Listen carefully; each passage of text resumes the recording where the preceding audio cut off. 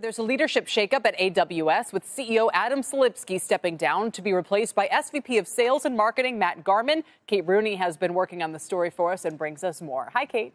Hi, Kelly. So a source close to Amazon telling me that Garman, the new CEO for AWS, is what they described as a wartime CEO. They called Selipsky a peacetime CEO, said that leadership change is needed as Amazon is perceived right now as lagging behind Google and Microsoft in AI. This person told me they need a different leader who's more aggressive, more technical. They described Selipsky as more high-level and managerial.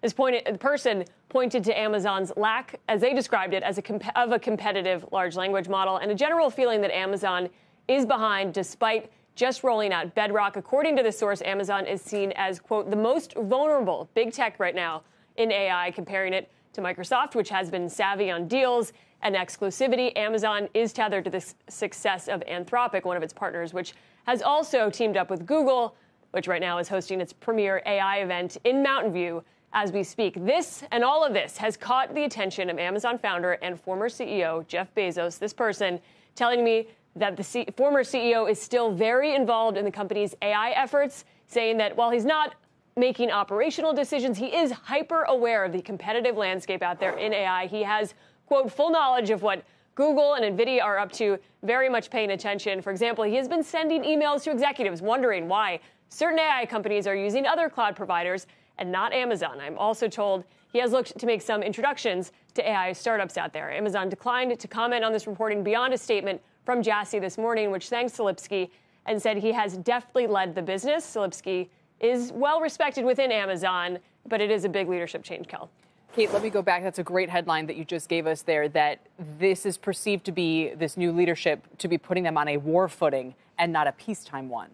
That's exactly right, Kelly. And I think that is important. They are seen as needing to get more aggressive and that they may have missed the moment in AI. This is all moving so incredibly quickly, and AWS is the profit engine, the high margin side of Amazon. You know, it's really valued for the cloud computing side of the business, but Absolutely. They really need to get ahead on AI. And he is seen as the leader who may take them into this new era. That is fascinating. Certainly backs up what the market was worried about when it saw this change, or perhaps should be excited about what's to come. Maybe, yeah. Kate, thank you very much. Our Kate Rooney reporting. Still to come, if you're tired of trekking to the pharmacy for prescriptions, one of this year's Disruptor 50 companies aims to save you the trip and a few bucks along the way. We'll talk to the CEO of Alto Pharmacy about that next.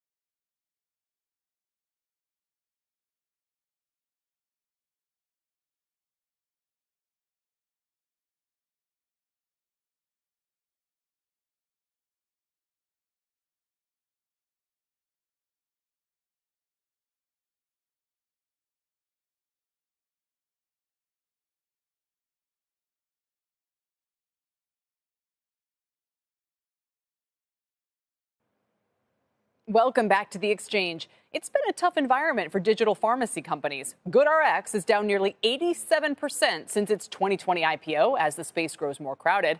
Speaking of which, there's one private name that's been making waves in the industry, Alto Pharmacy. The company works to streamline the prescription business for both doctors and patients and recently landed a partnership with Mark Cuban's Cost Plus drug company. And it's number 29 on our 12th annual Disruptor 50 list. Let's dive further into Alto Pharmacy with CEO Alicia Bowler-Davis. Alicia, welcome to the program. Congratulations. Hi, Kelly.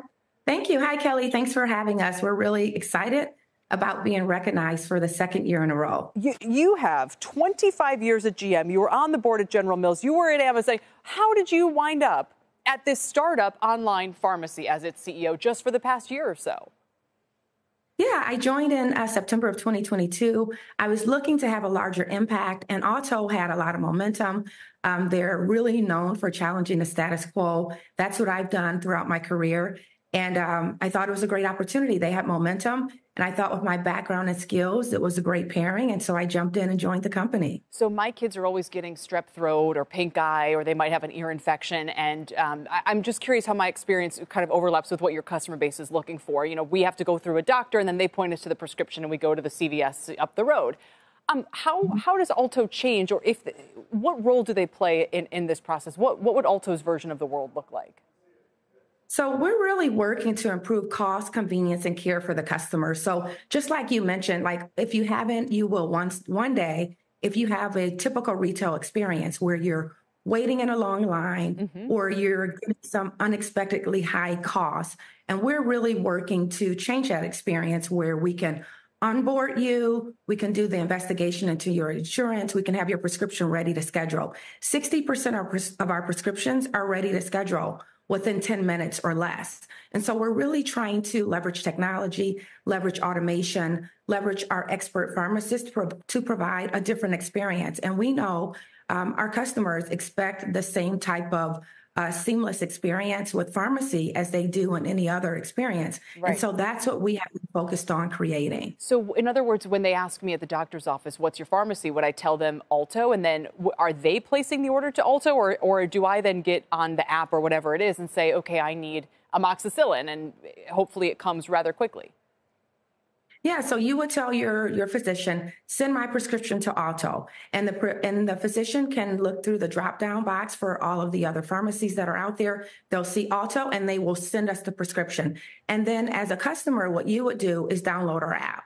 And when you download the app and you put your information in, we should already have your prescription. We'll connect it, and then you should be ready to put your insurance information or if you have how you're going to pay, and then we will do all the work on your behalf. So we have all the shit. So yeah, go ahead. No, I don't mean to interrupt. Just in the final minute or so. I mean, what you're describing sounds great, but also the biggest advantage, it seems to me, is cutting the line, as you've said.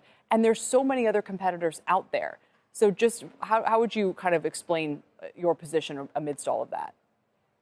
Yeah, I'd say it's definitely cutting the line, but we make it easy and seamless for you. So we do all the work for you. We will go out and find coupons and rebates, and we will apply it automatically. We will give you different options on speed as far as do you want it the same day. We're able to deliver directly to you the same day or the next day. If you want to pay cash, we present different options for you. So it's seamless. And then our pharmacists really are at the core of our offering, and they're available 24 hours a day, 7 days a week to answer questions and to assist you. And they can do that through phone, through messaging, through the app. And so our experience truly is seamless. And we're really focused on making it easy for you as a patient. Founded by a couple of former Facebook employees who, like many of us, were frustrated with the status quo.